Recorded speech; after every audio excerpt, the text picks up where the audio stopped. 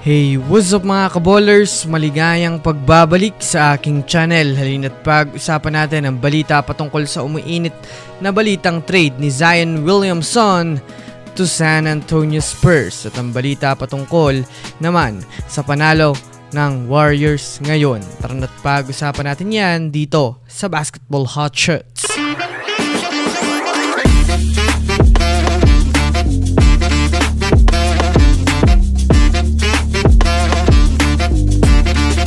Una nga muna tayong dumako mga kaballers sa balita patungkol sa umiinit na balitang trade ni Zion Williamson patungo sa San Antonio Spurs. Well, alam naman nga natin sa ngayon na marami nga po mga kaballers and NBA experts na nadi-disappoint sa pinapakitang laruan ng Spurs ngayong regular season dahil marami nga po mga kaballers ang umaasa sa kanilang team magmula nang makuha nila si CP3 at Harrison Barnes na magiging competitive team sila ngayong regular season. Sa kasalukuyan nga po mga kaballers, normal na kupunan lang nga ang status ng kanilang team o sa ibang salita, average lang nga po sila mga kaballers na kupunan na kumakabit sa top 10 ng Western Conference standings.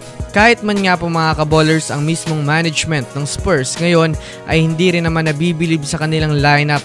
Kaya naman isa rin nga po mga kaballers ngayon ang San Antonio Spurs sa nag-aabala na makakuha ng isa pang ideal player na maaaring mag-fit sa kanilang team ngayon at makatulong sa pag-improve ng kanilang kupunan. At isa nga po mga kaballers sa pinakamatunog na pangalan na gusto nilang makuha sa trade market ay itong si Zion Williamson dahil na rin naman sa pag-communicate ng Spurs sa Pelicans patungkol sa availability nito ni Zion Williamson.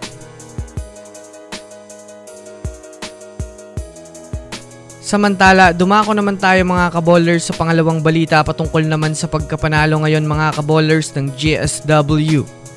Murdered!